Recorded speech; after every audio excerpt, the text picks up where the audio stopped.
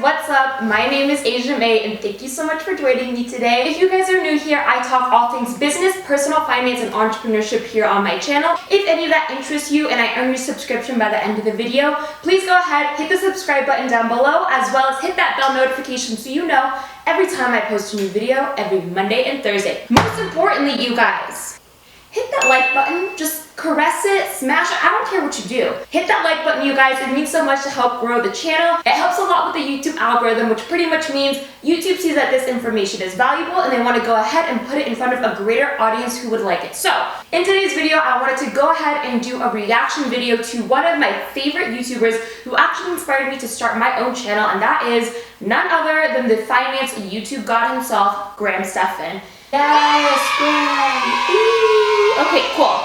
Got it. And you know what Graham would say? He would say you better smash the like button for the YouTube algorithm. What we're going to be doing today is reacting to Graham Stephan's episode on CNBC Make It, what we have right here, living on $1.6 million a year in Los Angeles. Wait for it. Millennial Money. I wanted to give my perspective on this, you guys, because I am not a millionaire. In fact, I am a broke college student. I'm currently in my last 2 classes that I'm taking over the summertime to go ahead and finish with my degree in finance and marketing and a minor in law. With that in mind, you guys, it's very obvious that my financial situation is a lot different from Graham's. I literally just learned how to screen record for this video. Did it work? Okay, let's go. I always believed that I would be a millionaire, and I think originally my goal was like to try to hit that by 30. Ended up surpassing that by a decent amount. This is the moment. Before we even get any further, I just want to say $1.6 million a year at 29 years old. That is absolutely amazing. Like, Graham, seriously, kudos to you. He doesn't. My name is Graham Stephan. I'm 29 years old. I make $1.6 million per year, and I live in Los Angeles, California. And welcome to, wait for it, Millennial Money. Millennial Money. As he would say, wait for it, Millennial Money. So I'm a full-time real estate agent, real estate investor, and YouTuber. Every day is gonna be a little bit different. Some days I'm gonna be out with clients showing properties, other days I'm gonna be planning YouTube videos, and some other days I'm going to be looking at properties for myself to invest in.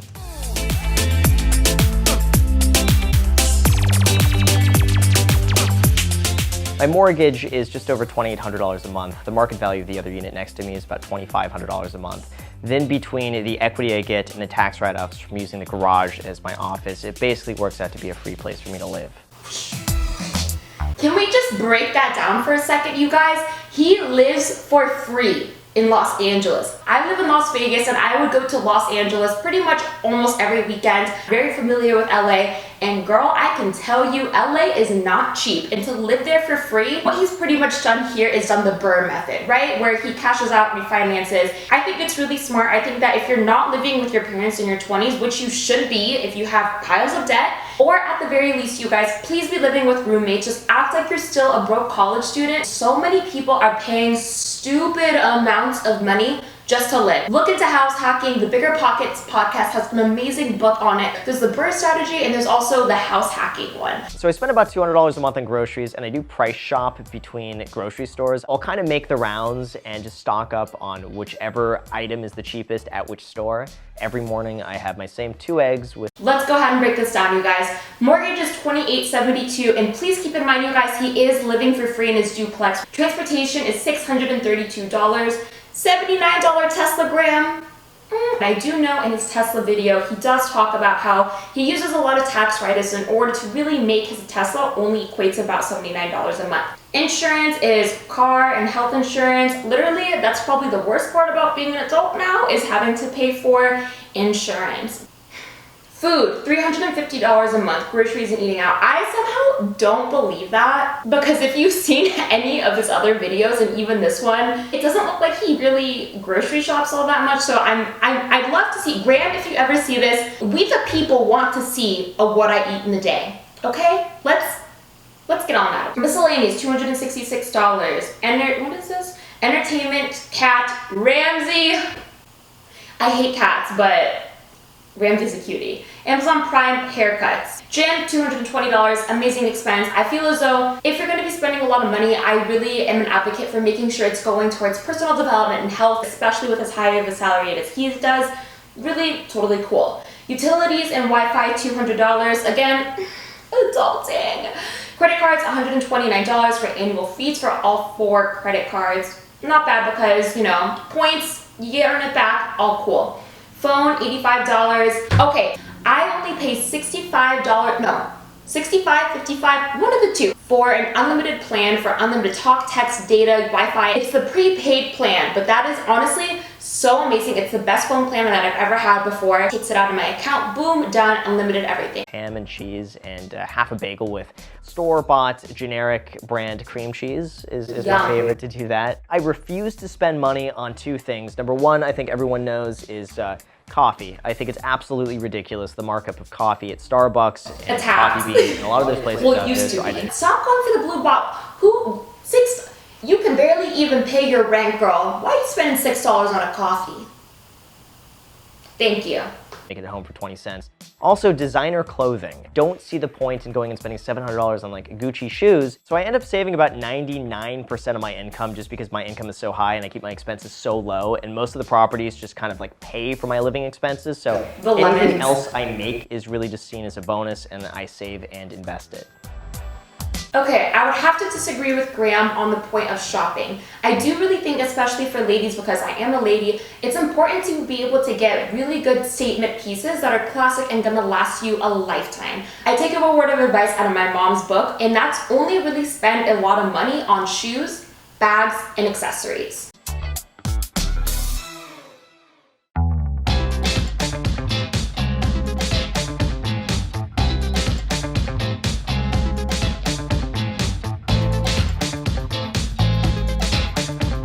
So I got into real estate basically as soon as I turned 18 years old because I had no other options. I didn't get into college. I had really bad grades in high school, and I saw getting my real estate license honestly as a way where I could just get 1 year of work experience and then reapply to colleges. But it turned out to be a career I really loved.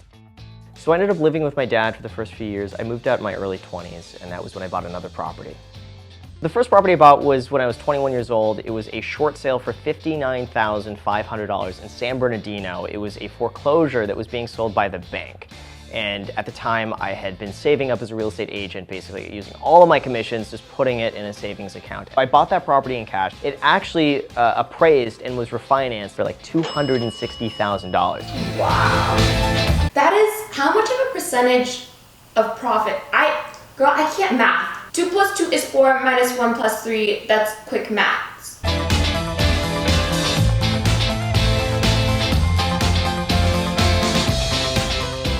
My investing strategy really hasn't changed since I was 21, and all of it has really just been about real estate.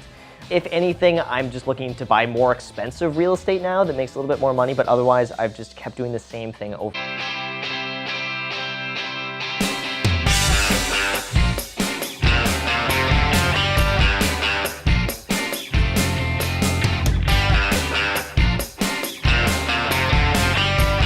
I had no idea that anyone would actually watch me, and I had no idea that I could actually make any money doing this, so I started it really just with the intention of having fun. I'd always wanted to do it, but I also felt like, who would want to watch me? And I felt like I didn't have the personality for it, and I just felt like, you know, I should probably postpone it, but I just made a video one day, spur of the moment. It was a slow open house, and I just filmed with my iPhone, the selfie side, just talked about how I got started in real estate. I remember seeing that video. That was such a fun experience, and I remember that video getting like 9 or 10 views and just being like, oh my god, like 9 people have seen this video. So I started making more videos, and once I started doing about 2 videos a week, the growth really just exploded, it seemed like. I would say How amazing is that? Someone who really just didn't think that people would watch his videos is now the biggest finance channel on YouTube. Let this be a wake-up call to anyone who's been thinking about making a YouTube channel. You can do it. Please just start, and if you do, let me know down in the comment section below. And of course, we'll go ahead and smash the like video for your video as well as this one if you haven't already. Okay? 99.9% of the comments are so positive and so supportive. I absolutely love them, and it really feels like a sense of community. Then you get some funny ones. The negative comments at this point, I'm so used to them. Then after a while, I think I realized that it has more to do with them and their own problems that they portray onto you than it does about you. Just on that note, you guys, never listen to criticism from people that you would never take advice from. So right now, probably like 85% of my income is affiliated with YouTube in some way or another, and then the remaining 15% is through real estate sales or real estate investments. So since I've always been self-employed, I've never had a formal like 401k, but I do have a SEP 401k. I've thrown some money in there at the end of the year, just if it's left over, just as... All right, let's break this down real quick, you guys. YouTube channel, 81,420. Y'all better start a YouTube channel. Teachable, $28,837. Power of social media. YouTube second channel, $9,256. Real estate commissions, $8,572. Affiliates and sponsors, $7,222. Cool. Rental income, $15,105 for 6 rental properties. Don't tell me that real estate is dead, y'all. The hedge, but then as far as savings are concerned, I always like to keep about $20,000 to $30,000 in one of my checking accounts just to cover anything that could come up in the short term or to draw from if I have any expenses that come up. But other than that, all of my other money is spread out through several high interest savings accounts. Diversification is key.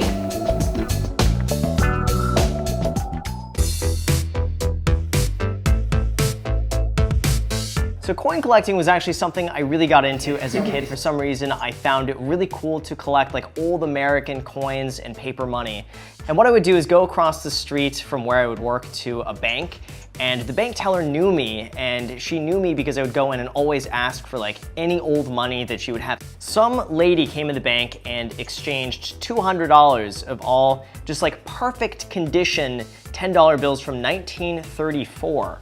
So some of these are worth up to $200 depending on the condition. Others are worth more like $40 to $50. So I wouldn't really consider these an investment. Like I think it's probably way better for me to put my money in the stock market than it is for me to get like, you know, old money and just keep it for a long time. But this is just a fun hobby.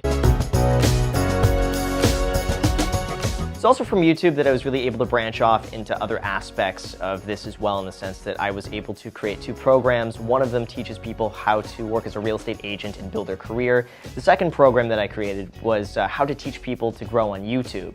And both of those this year have probably done a little bit over $300 and something thousand in sales. And since it's all online, that's pretty much all profit. There's almost no overhead whatsoever with that. Leave a like and a comment below if you'd like to see me do a review of Graham Stephan's YouTube Academy.